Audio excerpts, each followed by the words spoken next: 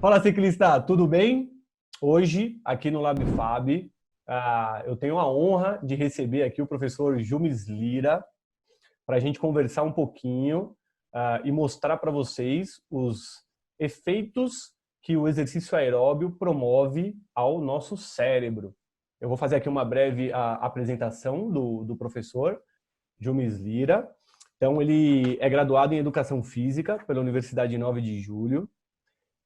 Em seguida, ele realizou 2 pós-graduações, sendo uma em treinamento de força, da saúde ao alto rendimento, pela Escola de Educação Física e Universidade de São Paulo, e uma outra especialização em geriatria e gerontologia, pelo Instituto Paulista de Geriatria e Gerontologia da Secretaria de Estado da Saúde. Aí, após, ele cursou mestrado em Ciências pela Escola de Artes, Ciências e Humanidades da Universidade de São Paulo, conhecido como EASH-USP, e atualmente ele é aluno do professor Carlos Ugrinovich, também na Escola de Educação Física e Esporte da USP, cursando o doutorado, seguindo a linha de pesquisa em Neurociências e Exercício Físico. Antes de passar a palavra para você, Jumes, eu gostaria de agradecer muito por você estar aqui compartilhando esse seu conhecimento e sinceramente dizer para mim que é um marco aqui no LabFab, né? Em tão pouco tempo a gente trabalhando aqui para promover esse conhecimento para os ciclistas, para os professores de educação física e proporcionar a eles e também a mim, porque não é minha expertise essa, eu entendo só um pouquinho, dessas adaptações que o exercício aeróbio promove ao cérebro. Me recordo que eu fiz minha graduação de 2004 a 2007, naquela época era músculo, músculo, músculo, músculo, né? Acredito que quando você também realizou era só isso. E a gente tem a oportunidade de falar de cérebro agora aqui em 2020, no LabFab ainda. Então, para mim, é emocionante mesmo, sem brincadeira. E sem contar que nós temos um conflito de interesse porque eu fui seu padrinho de casamento, né? Mas saibam que aqui, dentro do campo, essas coisas não existem, tá? Legal. Bom, eu também só tenho a agradecer pelo convite. Para mim é um prazer enorme poder falar do que eu gosto e falar um pouquinho dos efeitos do exercício aeróbio no nosso cérebro e estar colaborando com essa disseminação do conhecimento científico, né, que fica dentro do laboratório para a sociedade, que é o objetivo do LabFab, e isso é explícito. Para mim é mais gratificante ainda saber que isso vai chegar em outras pessoas e que as pessoas vão consumir esse conteúdo. Então, fica aqui meu muito obrigado e deixando o conflito de interesse de lado, né, que você comentou, realmente eu acho que é importante a gente discutir isso, porque, só confirmando o que você falou, né, na minha graduação eu também tive bastante dificuldade de entender esses efeitos, até porque naquele momento não se tinham muitos estudos falando sobre isso, né, sobre os efeitos do exercício. E a gente ainda está avançando e a gente vai ver na aula que realmente as coisas estão tomando um rumo bem interessante. Legal. Vamos passar esse conhecimento para a galera aí. Bora. Vamos lá. Bom, então, falando um pouquinho hoje, né, sobre os efeitos do exercício aeróbio no nosso cérebro, a gente vai conversar um pouquinho sobre as adaptações que têm sido sugeridas na literatura em modelos humanos e o que tem sido demonstrado em modelos animais, que são as futuras perspectivas que podem ser aplicadas, né, futuramente ao modelo humano, tá bom? Beleza. Então, a gente vai conversar sobre esse tema, que é efeitos do exercício aeróbico no cérebro. Bom, para a gente começar conversando sobre esse tema, a gente precisa relembrar, né, o que é o exercício aeróbio. Então, o que é o exercício aeróbio? O que a literatura fala é que o exercício aeróbio é aquele que usa oxigênio no processo de geração de energia dos músculos, que geralmente possui duração prolongada. Se a gente for tentar deixar essa fala mais fácil, Exercício aeróbio são aqueles exercícios mais extenuantes, que geralmente deixam a gente mais ofegante, né, que aumentam a nossa frequência cardíaca, como, por exemplo, exercícios como pedalar, correr na esteira, aquele jump de academia que a gente bem conhece, ou até mesmo dança. Existem outros tipos de exercício aeróbico, é claro que esses são só para exemplificar, mas esses são os mais comuns, os que a gente mais vê no nosso dia a dia. E o que a gente já sabe, né, dos principais benefícios do exercício aeróbico? Quais são os principais benefícios já conhecidos, né, na literatura científica e o que esses autores falam para a gente? Então, a gente tem como um resumo, né, do nosso guia mais conhecido, que é o American College, né, nosso órgão de posicionamento. Ele fala que os principais benefícios do exercício aeróbico são benefícios atrelados à melhora da nossa saúde cardiovascular, né? Então, a melhora da nossa saúde cardiorrespiratória, que está associada com reduzido risco de aparecimento de doenças cardiovasculares, tá? Como, por exemplo, o acidente vascular encefálico, conhecido como AVC, e outros tipos de doenças derivadas do problema cardiovascular. Então, já que a gente já sabe que o exercício aeróbio tem esse benefício de melhorar a saúde do nosso coração, aumentar a quantidade de sangue nos nossos músculos, tudo que a literatura já fala que parece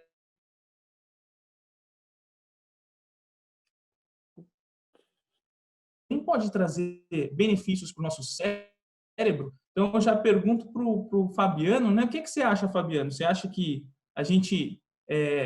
o exercício aeróbio tem efeito positivo no nosso cérebro? Ah, com certeza, né?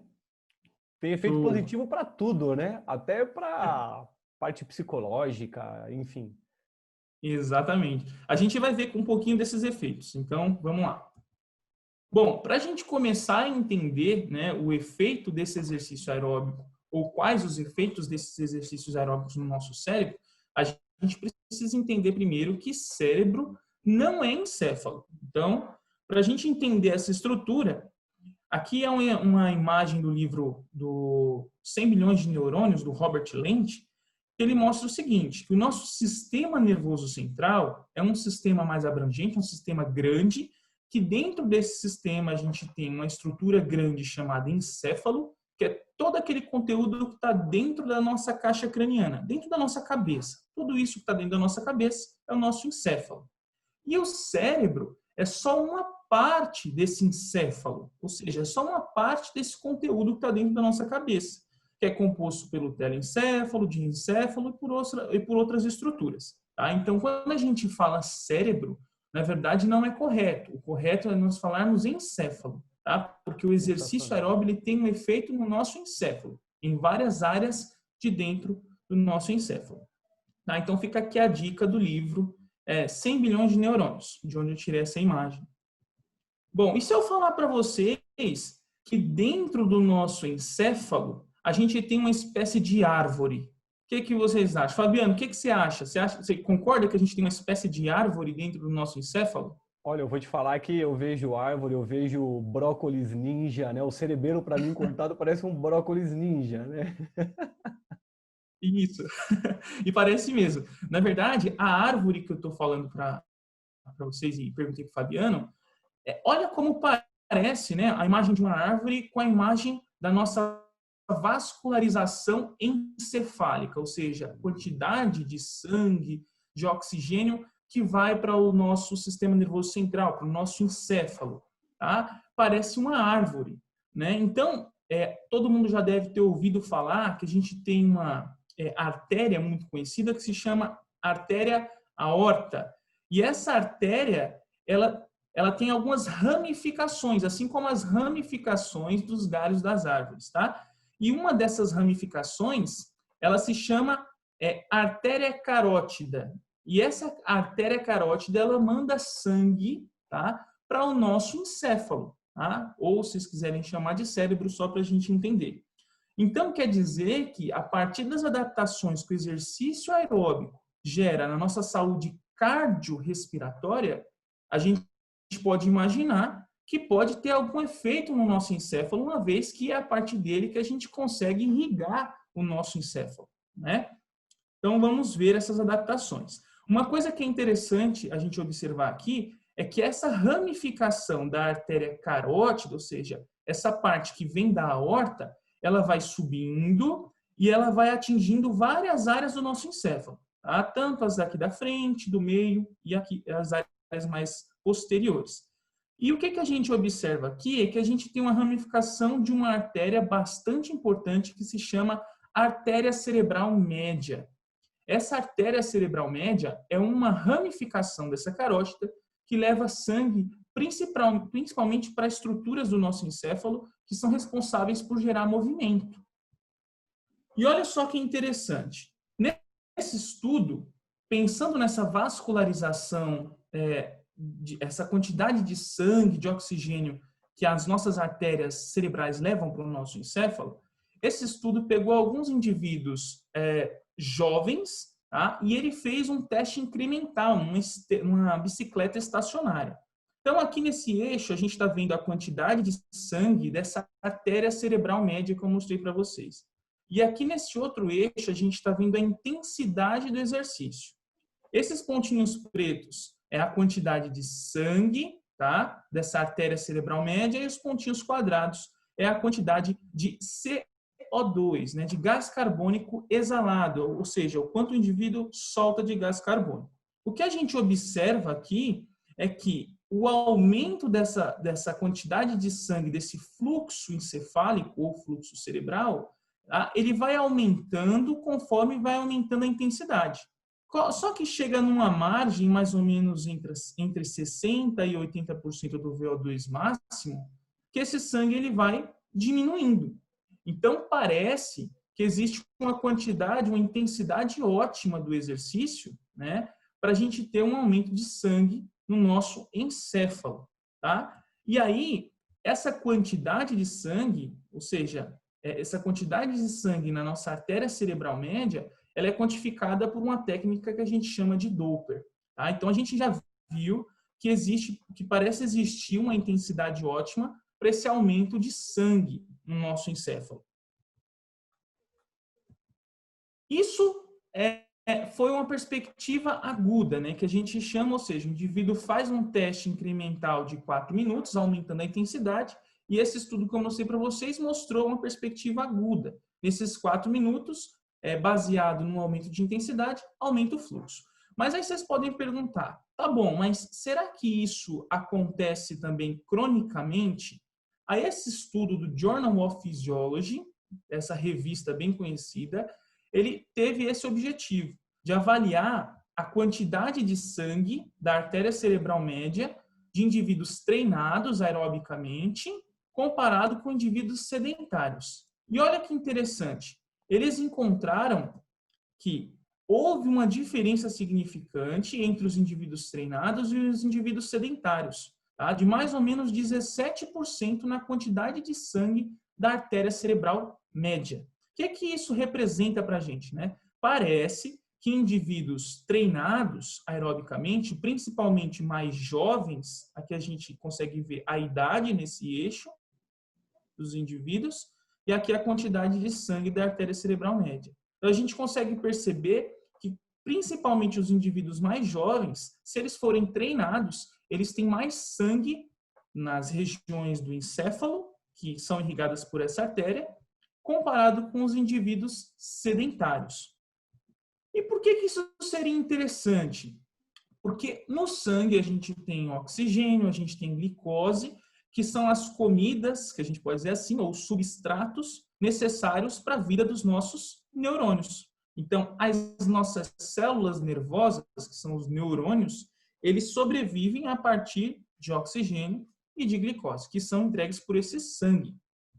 Então, quer dizer que o fluxo encefálico tem uma importância extrema para a vida dos nossos neurônios, tá? E uma relação direta com a funcionalidade deles, tá? Então, esses estudos recentes estão demonstrando que a atividade do neurônio, ou seja, o quanto o neurônio vai trabalhar, depende da quantidade de sangue. E o mais interessante é que as técnicas mais recentes de análise do nosso cérebro, do nosso encéfalo, que são a ressonância magnética, elas se baseiam nessa ideia de fluxo de sangue no nosso encéfalo. Tá? Então, é bem interessante isso, porque se eu aumento o fluxo, eu propicio uma vida melhor para o meu neurônio. E o aeróbio parece promover esse benefício. Outra coisa muito interessante é que quando esse sangue ele passa pelas nossas artérias e chega lá no nosso encéfalo, essa quantidade de sangue vai gerando uma tensão nas paredes dos nossos vasos, tá? Então, a quantidade de sangue que passou lá pela carótida interna, que eu mostrei para vocês, e vai chegando na artéria cerebral média, atingindo as regiões do nosso encéfalo, elas vão passando por dentro desses vasos. E aí, essa pressão de sangue, ela vai gerando um chamado shear stress. O que é isso? É uma tensão na parede do vaso. E o mais interessante é que esse estudo do Journal of Physiology demonstrou que essa tensão gerada em moderada intensidade é diferente da tensão gerada em alta intensidade, principalmente se essa alta intensidade foi intervalada, aquele famoso treino intervalado de alta intensidade. Então, aqui a gente consegue observar que para a diferença entre o pré-treinamento e o pós-treinamento é menor para moderada intensidade comparada com a alta intensidade. Por que isso acontece? Os autores desse estudo sugerem que, em alta intensidade, variando estímulos de alta intensidade e baixa intensidade, esses estímulos de tensão, que a gente chama de shear stress no vaso, eles vão se atribuindo em diferentes partes do vaso. Então, além de gerar essa tensão no vaso, a gente tem essa aplicação de tensão em diferentes pontos do vaso, o que vai facilitar a passagem de sangue para o nosso encéfalo. Então, ter um shear stress, segundo esse estudo, em alta intensidade, esse exercício aeróbio em alta intensidade promove esse benefício de aumentar a capacidade dos nossos vasos levarem mais sangue para o nosso encéfalo. Bom, e por que eu falei desse sangue para o nosso encéfalo? O que isso traria de benefício, além de levar essa comida ou esses substratos para os nossos neurônios, né? Tem uma coisa nas neurociências que nós chamamos de neuroplasticidade. O que seria a neuroplasticidade? Eu vou até perguntar para o Fabiano. Você já ouviu falar nisso, Fabiano? Sobre neuroplasticidade? Eu só escuto vocês falarem muito, né? Que é um nome muito bonito, né? É muito bonito. E uma coisa muito bonita que a gente entende pouco, mas é isso mesmo. Então, a neuroplasticidade... A beleza... Ô, Jumes. Oi. A beleza, isso eu aprendi vendo uma live do professor Rômulo Bertuzzi, né? A beleza está na dúvida, né?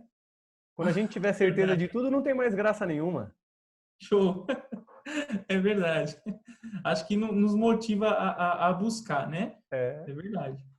Bom, neuroplasticidade, de uma maneira geral, existem várias definições, mas se a gente entrar num consenso das definições, é a capacidade do nosso sistema nervoso central, que é tudo aquilo que eu mostrei lá no início, tá? O nosso encéfalo, o nosso cérebro, todas as áreas de dentro do nosso encéfalo, nossa medula. É a capacidade desse sistema se modificar dadas as experiências que a gente tem de vida, tá? Então, neuroplasticidade não só existe com o efeito do exercício aeróbio ou do exercício de força, tá? Existe com qualquer tipo de estímulo que a gente dá para o nosso encéfalo, para o nosso cérebro, tá? Por exemplo, aprender algo de matemática pode gerar neuroplasticidade, tá? Mas aqui eu vou falar da neuroplasticidade induzida pelo exercício aeróbico. Então, o que a gente sabe dessa neuroplasticidade? Alguns estudos têm demonstrado, né, que o nosso sistema nervoso central ele se modifica a partir de 3 adaptações, que a gente chama de angiogênese, sinaptogênese e neurogênese.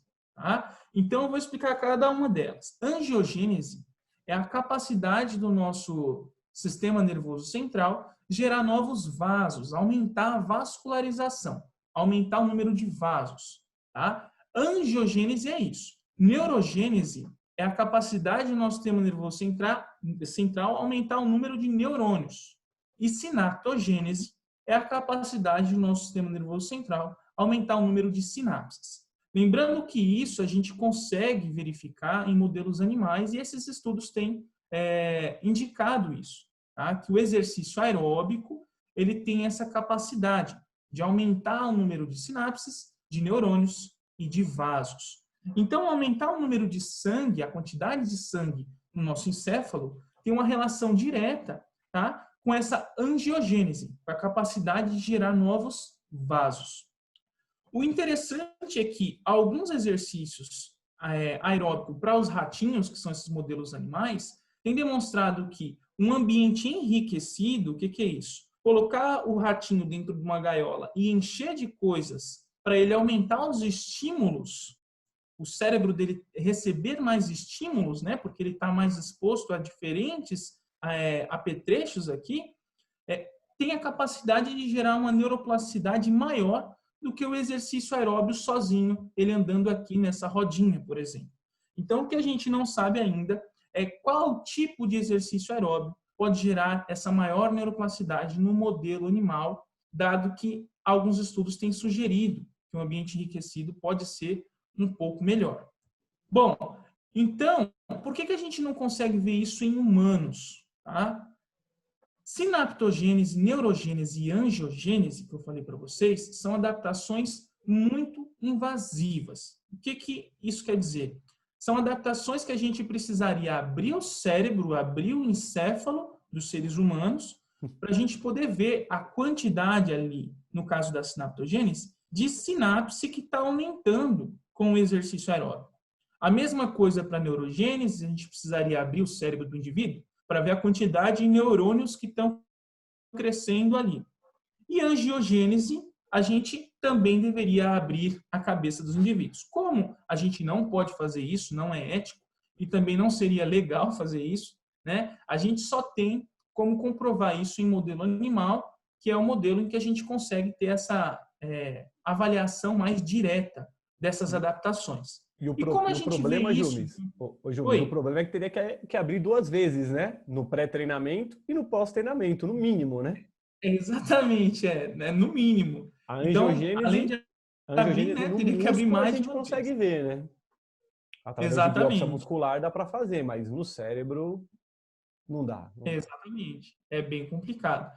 Então, o que a gente tem feito para tentar suprir essa deficiência de avaliar diretamente essas adaptações? Existem algumas dosagens sanguíneas, então são testes que são feitos com retirada de sangue, onde a gente identifica a quantidade de neurotrofinas. O que são neurotrofinas? Neurotrofinas, elas são proteínas da família de fatores de crescimento. O que é isso, né? São fatores que levam nomes, por exemplo, de IGF-1, BDNF, VGF, que estão ligados ao crescimento de sinapses, de neurônios e de vasos.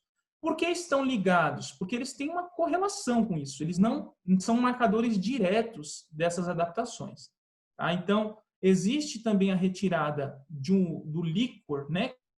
Que é o líquido que passa no nosso sistema nervoso central, mas alguns estudos não têm feito essa análise pelo líquor, porque apesar de ser uma análise que também não é tão direta, ela é um pouco mais direta que a sanguínea e é um pouco doloroso, né? Seria retirada desse líquido que passa pela nossa medula, por exemplo, tá bom?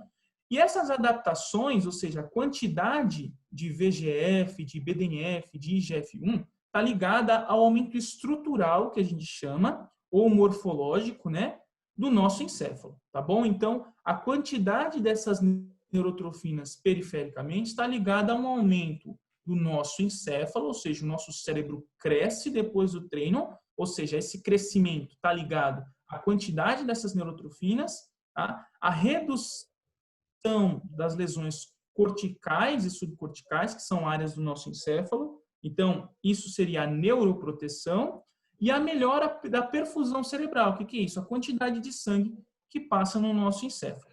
Ô, Jumes, deixa Bom, eu confirmar com você. Se eu não me engano, se eu tiver errado, você me corrija, tá? Mas se eu não me engano, eu vi alguma coisa relacionando aumento do volume de uma área do cérebro com maratonistas. que indivíduos que realizam um treinamento aeróbio por longos períodos, eles têm um maior volume cerebral comparado com indivíduos sedentários.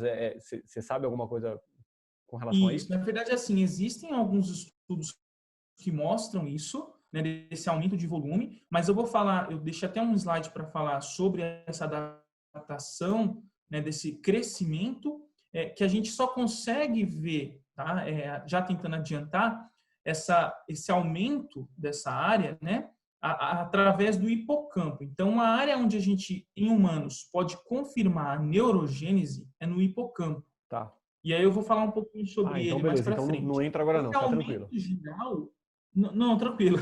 Esse aumento geral do nosso encéfalo, existem alguns estudos que mostram isso, mas a gente ainda não pode bater o martelo com o efeito do exercício nesse aumento total do nosso encéfalo. Tá. Existem alguns estudos que sugerem isso. E também já que no canal do Lab Fab você falou da música, tá? Existem alguns estudos também falando dos músicos, que eles aumentam o volume do corpo caloso. Então, eles colocam os indivíduos na ressonância, indivíduos que são músicos e indivíduos que não são músicos. E eles mostraram que os indivíduos músicos, eles têm um volume maior do corpo caloso. O que é esse corpo caloso, né? É aquela estrutura que conecta um hemisfério do nosso encéfalo com o outro hemisfério, o direito com o esquerdo. Então, eles acreditam que essa neuroplasticidade ocorre no corpo caloso por vários motivos e que a música poderia ser um fator muito importante para gerar esse aumento do corpo caloso. Então, existem não só a estrutura total do encéfalo, mas como algumas estruturas específicas, dado o estímulo específico, por exemplo, da música. Perfeito. Bom, aí, o que a gente vê de outras adaptações que o exercício aeróbio tem demonstrado? Existe esse artigo da Nature que é muito interessante e ele dá uma dica. O título dele já é uma dica, né? Seja esperto, exercite seu coração, efeitos do exercício no cérebro e na cognição. Então, vamos lá. Para a gente entender o que eu vou falar agora, a gente precisa entender o que é a cognição. A cognição é um pacote onde dentro desse pacote nós temos produtos. Então, a gente vai lá no supermercado, faz a nossa compra, né? A nossa compra fica dentro do pacote, da nossa sacola. Cada coisa que a gente comprou pertence a nós, né? A nossa compra, e essa sacola seria a cognição. E os produtos que estão dentro dessa sacola, a gente chama de domínios cognitivos. São coisas que pertencem à cognição. E os estudos têm demonstrado que indivíduos jovens, principalmente adolescentes e pré-adolescentes, a capacidade aeróbia, ou seja, a adaptação cardiorrespiratória que o exercício aeróbio promove está ligada a maior rendimento em atividades, por exemplo, de matemática. Então, olha que interessante. Essa meta-análise mostrou que indivíduos jovens, quanto maior a capacidade aeróbia, estava relacionada com o maior resultado em testes de matemática e de leitura. Então, quer dizer que o exercício aeróbio pode promover uma melhora no seu rendimento escolar, pelo menos para esses indivíduos desse estudo. Tá? Olha, e eles viram que essa melhora... Pode falar, Fabiano. Eu vou fazer uma brincadeira aqui, porque assim, Tá. na fase de adolescência, eu era obeso, né? Eu era sedentário, né? Comia demais, enfim. E eu era muito ruim de matemática. Ainda sou, né? Na realidade, ainda sou. Só confirmando isso. É uma brincadeira, mas assim, só confirmando assim, matemática para mim é um sacrifício entender. Mas como você falou que a maior capacidade aeróbia facilitaria esse entendimento, então talvez esteja aí das minhas limitações na matemática, né? É muito bom você ter falado isso, porque na verdade é assim, é importante lembrar para o pessoal que para você aprender matemática, você tem que estudar matemática, assim como qualquer outra coisa que você vai aprender, né? O ponto aqui, especificidade, né? Que o artigo especificidade, exatamente. Então aqui o ponto é que, na verdade, essa capacidade aeróbica, ela pode estar ligada ao melhor funcionamento do nosso cérebro, que facilita, né? Ou melhora o rendimento de pessoas que estão lá estudando. Então, se você estuda matemática e tem uma capacidade aeróbia mais elevada, porque você faz exercício aeróbio, certamente você tem um potencial, né, de desenvolvimento na matemática melhor do que uma pessoa que estuda e não faz exercício. Mas não é porque o exercício vai fazer você aprender matemática. Isso. Tá? Mas isso foi bom você ter falado. Isso, e isso é legal porque levantou um ponto aqui, Jumes, muito importante, que eu percebo em algumas escolas que a gente tem, pelo menos que eu tenho acesso aqui da Grande São Paulo, que formam indivíduos para passar no vestibular, são altamente qualificados para isso, retiram até a educação física da grade curricular, até eles não são obrigados a fazer, e esses meninos, meninas, enfim, né, são adolescentes ali, cheios de energia, no qual a ciência mostra que aumentar a capacidade aeróbia poderia ajudar esses indivíduos na cognição e em exercício de matemática, e no fim elas preferem excluir esses alunos da educação física escolar, que na realidade não só proporciona uma melhora da capacidade aeróbia, mas também uma variedade motora que esse indivíduo vai levar para a vida inteira, o aumento da massa óssea e muscular que ele vai levar para a vida inteira, a sociabilização que esse indivíduo vai ter, ensinar a ganhar, a perder, a viver em sociedade. É isso que a educação física proporciona. A educação física não é jogar bola e não é jogar vôlei. A educação física vai muito além do que isso.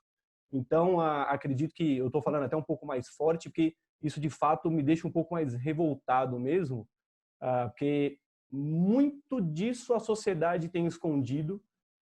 As pessoas só jogam a culpa no governo, mas quando na realidade as escolas particulares também fazem isso para promover ali o crescimento dos alunos para passar no vestibular, mas que eles formam cidadãos e não formam técnicos para passar no vestibular. Exatamente. Exatamente. E é muito importante, né, você falar disso, porque na verdade eu acho que a gente expor o nosso ponto de vista nesse sentido ajuda algumas pessoas a pensar nessas coisas que acontecem e que de fato não são boas. Então, apesar da gente estar falando dos efeitos, né, do exercício na cognição, no cérebro, né, mais central esse efeito, a gente tem que lembrar que o exercício ele é muito mais do que efeitos em estruturas, né? Ele causa efeitos, igual você falou, no ser humano como um todo, né? Na socialização, eu acho que é muito importante isso também. Eu concordo plenamente, tá? E aí, voltando para o que eu estava falando da adaptação, o que aconteceu nesse estudo, tá? Para esses indivíduos jovens.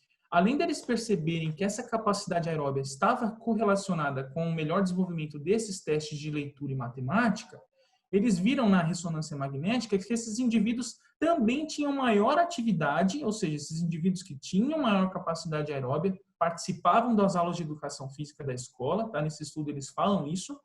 Eles tinham maior atividade de áreas cerebrais, áreas encefálicas, relacionadas com atenção, planejamento, função executiva, que são os domínios cognitivos, que são os produtos da sacola cognição que eu falei para vocês. E aí vocês podem falar, mas isso é só para o indivíduo jovem? Só para o adolescente que está lá estudando? Parece que não, porque nessa mesma meta-análise eles separaram e mostraram os efeitos do exercício. Aqui a gente tem o tamanho do efeito, né, que seria a magnitude do efeito do exercício nos domínios cognitivos de indivíduos idosos. Então, eles colocaram aqui, em vermelho, eram os idosos que faziam exercício aeróbico e em azul são os idosos que não faziam exercício. E eles perceberam que os idosos que faziam exercício aeróbico tinham maiores efeitos na função executiva, no controle inibitório, na função visoespacial e na velocidade de processamento, que são domínios da cognição, tá? Que fazem a gente resolver problemas no nosso dia a dia. Vou até jogar agora o que o Fabiano falou, né? Que vão além da nossa capacidade de raciocínio, né? No nosso dia a dia, a gente vive resolvendo problemas. Então, a nossa capacidade de resolver problemas parece melhorar não só para o jovem, mas também para o idoso. E aí entra o que o Fabiano tinha falado, tá? O exercício aeróbico, ele tem efeitos positivos no aumento de estruturas do nosso encéfalo, tá? Mas o que a gente tem percebido, tá? Então, já para deixar bem claro que a adaptação de neurogênese, que é a formação de novos neurônios, ela ocorre, a gente conseguiu comprovar em seres humanos, que ela só ocorre no hipocampo. O hipocampo, fica aqui a curiosidade, o hipocampo ele recebe esse nome porque hipocampus é o nome do cavalo marinho, do animal cavalo marinho. E ele tem um formato, no nosso encéfalo, lá dentro, ele tem um formato de cavalo marinho. E essa estrutura aqui, né, já que a gente está falando de cognição, ela é muito importante para a nossa memória, tá? Então, essa estrutura aqui é a estrutura que vai formando a nossa memória. E esse hipocampo, como eu disse, é confirmado em seres humanos que existe a neurogênese, porque nesse hipocampo, nessa área, a gente tem células-tronco, tá? Então, nessa área encefálica, essas células-tronco dão origem a novos neurônios, formando essa neurogênese. E aí esse estudo, que é uma meta-análise, pega vários estudos da literatura e avaliam esses estudos, resolveu tentar responder o que o Fabiano perguntou, mas para o hipocampo. Será que o exercício aeróbico, né, ele poderia aumentar o hipocampo de seres humanos? E aí ele pegou todos os estudos da literatura, essa revisão de 2017, essa meta-análise é de 2017, e viu que para o hipocampo esquerdo, tá, estudos com diferentes populações, idosos, jovens, o hipocampo esquerdo realmente aumenta com o exercício aeróbico, tá bom? Com diferentes protocolos nesse estudo. Então, tinham estudos que os indivíduos treinavam em moderada intensidade, tinham estudos que os indivíduos treinavam em intensidade um pouco mais alta, em esteira, em bicicleta. Tá? Então, vários protocolos diferentes. Quando juntou tudo isso, a gente observou que houve, sim, pelo menos nesse estudo, um aumento do hipocampo esquerdo, principalmente nos indivíduos idosos, tá? E aí, outra coisa muito legal da gente tá conversando aqui é que com esse momento de quarentena que todos nós estamos vivendo, né, o aumento de doenças psiquiátricas, doenças que afetam o nosso encéfalo, está sendo exponencial. Então, está crescendo de uma maneira surreal, né? Por exemplo, a depressão. E o exercício aeróbio também tem efeito positivo em alguns transtornos mentais, como a depressão. Então, essa outra recente meta-análise aqui de 2019 mostrou que o exercício aeróbio ele é capaz de aliviar os sintomas depressivos de indivíduos que têm doenças crônicas, por exemplo. Tá? Então, por que eles fizeram isso em indivíduos que já têm doenças crônicas, né? Porque indivíduos, por exemplo, com diabetes, com câncer, esses indivíduos eles têm 3 vezes mais chance de ter depressão. Tá? Então, são indivíduos que estão mais suscetíveis a isso.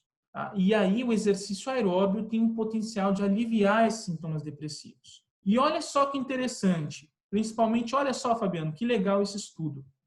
Com indivíduos idosos, tá? O nome depressão maior é o nome científico da depressão. Tá? Uhum. Fica só uma curiosidade, você sabe como é diagnosticada a depressão, Fabiano? Não. Como os médicos psiquiatras diagnosticam?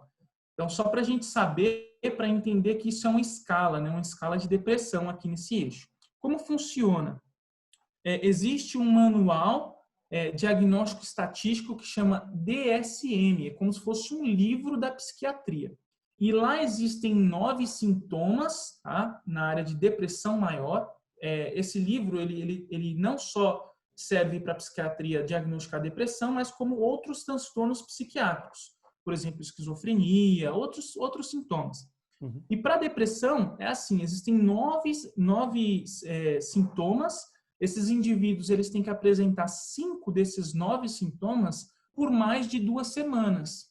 Então, o diagnóstico é feito com base na avaliação clínica e nesse DSM, com base nos sintomas que o DSM propõe. Tá? Então, se o indivíduo tiver 5 dos 9 sintomas, como humor deprimido, ideação suicida, né, que é a vontade de se matar, por mais de 2 semanas, certamente, obviamente que vai depender da avaliação do psiquiatra, ele vai ser diagnosticado com depressão, baseado no DSM.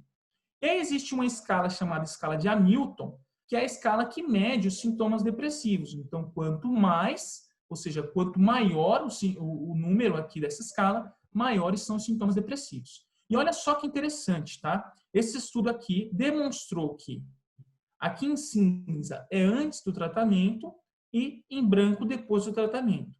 Os indivíduos que tomavam a medicação, depois que eles tomavam o medicamento, eles melhoravam muito os sintomas depressivos. O exercício também.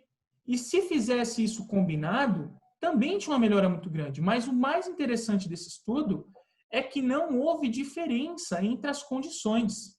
O que isso representa? Que o exercício físico ele pode ter um efeito parecido ao efeito do remédio. Ou seja, parece, pelo menos nesse estudo, não haver diferença entre os tratamentos. Não, deixando bem claro aqui, né, que a gente não está falando para ninguém parar de tomar a medicação. A gente nem pode fazer isso. Mas para deixar bem claro, né, que o exercício ele tem um potencial de diminuir os sintomas depressivos, assim como o remédio. Ah, você ia perguntar uma coisa, Fabiano? Não, eu achei muito pertinente a sua colocação, né? Isso jamais deve ser feito. O indivíduo ele deve ter total acompanhamento médico, principalmente nesses sintomas, né? Nesse sentido. E o que eu ia chamar a atenção era para a combinação, né? Porque não há efeito aditivo, né? Você pensaria assim, o indivíduo vai tomar um remédio e vai fazer exercício, ele vai melhorar mais ainda, quando na realidade não, né? Não tem essa alteração. Exatamente. E só lembrando, né, que esse artigo foi feito em indivíduos idosos, esse trabalho foi feito com indivíduos idosos com a depressão maior, e o treinamento, tá? Ele seguiu uma margem de moderada a alta intensidade do treinamento aeróbico. Tá? Então, já é um indicativo, pelo menos essa evidência, mostrando que o treinamento realizado em uma intensidade de moderada a alta pode ter um efeito bastante interessante nesses sintomas depressivos. Tá? E isso, é claro que esse treinamento ele foi crônico, tá? Então, foram meses de treinamento. Bom, então, para a gente tentar fechar tudo o que eu falei até aqui, o que a gente tem demonstrado até hoje na literatura, né, de uma maneira geral, tanto no modelo animal quanto no modelo humano, é que o exercício aeróbico ele pode promover alterações moleculares, que são aquelas alterações que eu comentei de fatores de crescimento, de BDNF, de IGF, ou seja, ele aumenta a expressão dessas neurotrofinas, assim como ele pode também aumentar esse NO, que é o óxido nítrico, né? Que é um componente que aumenta a vasodilatação, ou seja, faz com que o nosso vaso fique mais aberto para passar sangue. Então, essas adaptações também são hemodinâmicas, a gente aumenta essa tensão no nosso vaso, que é aquele shear stress que eu falei para vocês. A função endotelial é a função que eu falei para vocês do VEGF. Então, a quantidade de VEGF, que é aquela neurotrofina, está ligada à nossa função endotelial. É o fator de crescimento endotelial. E a gente também aumenta, né, a entrega de glicose e de oxigênio, que eu já falei também anteriormente. Além disso, os estudos têm sugerido, principalmente aqui para o modelo animal, um aumento de neurogênese, tá? Lembrando que no ser humano a gente tem só evidências plausíveis para o hipocampo, por enquanto, sinaptogênese e aumento do volume cerebral. Então, aqui, esse aumento do volume cerebral, a gente tem mais estudos em modelo animal, mas a gente tem alguns estudos em modelo humano. Esse aumento, a gente ainda não consegue, de fato, dizer o porquê ele ocorre. Tá? E aí, a gente tem a melhora clínica, seria a melhora da avaliação médica ou de desfechos clínicos, que a gente chama, que é a melhora da função cognitiva, melhora vários domínios cognitivos, melhora a função motora, então o exercício aeróbio, principalmente feito em esteira, ele melhora a nossa caminhada, né? Vários estudos têm mostrado isso, a gente anda melhor e, principalmente, que é o mais interessante de tudo, ele tem a capacidade de diminuir a prevalência de doenças, principalmente cardiovasculares e ligadas ao sistema nervoso central. Isso é muito legal, é muito interessante. E aí vocês podem falar, mas por que a gente não tem tanta coisa, né, com o efeito do exercício aeróbico para o ser humano? E aí esse mesmo artigo do Journal of Physiology traz um dado que é muito interessante, né? Por sinal, o Fabiano até sugeriu ele lá no LabFab, né? Fica aí a dica para o pessoal lê-lo também. E aí, o que acontece aqui? O número de publicações, a gente pode observar aqui, tá? Esse artigo utilizou a plataforma PubMed, que é a plataforma de busca de artigos científicos mais utilizada por nós pesquisadores.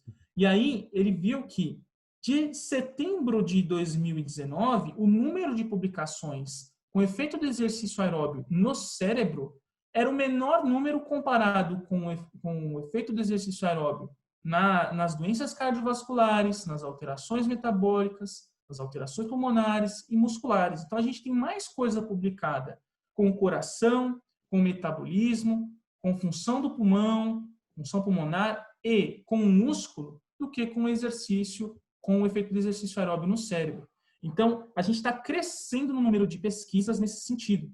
Então, acredito que nos próximos anos a gente possa estar tentando responder, porque a ciência não é uma certeza, né? Ela traz possíveis caminhos, mas tentando trazer possíveis caminhos do efeito do exercício aeróbico, tá? Ou quais são as principais alterações do exercício aeróbio, dadas as suas variáveis de importância. Então, o que eu quero dizer com isso? A gente precisa saber sobre a intensidade do exercício, qual que seria a intensidade ideal para causar as melhores adaptações, a duração desse exercício, o tipo, né? Se eu faço na esteira, se eu faço na bicicleta, o que seria melhor, a frequência, se eu faço 2, 3 vezes por semana, se eu faço todo dia. Então, essas perguntas a gente ainda precisa responder para, de fato, a gente poder achar um modelo ideal, que na medicina a gente chama de hormese, né? A dose ideal para causar essas alterações. Mas a gente sabe, de uma maneira geral, que o exercício aeróbico pode promover todos esses benefícios que a gente conversou até aqui.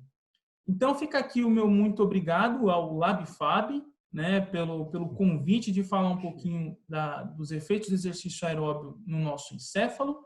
E se tiver alguma dúvida, Fabiano, pode estar perguntando, a gente vai continuar a conversa. Tá, pode descompartilhar, por favor.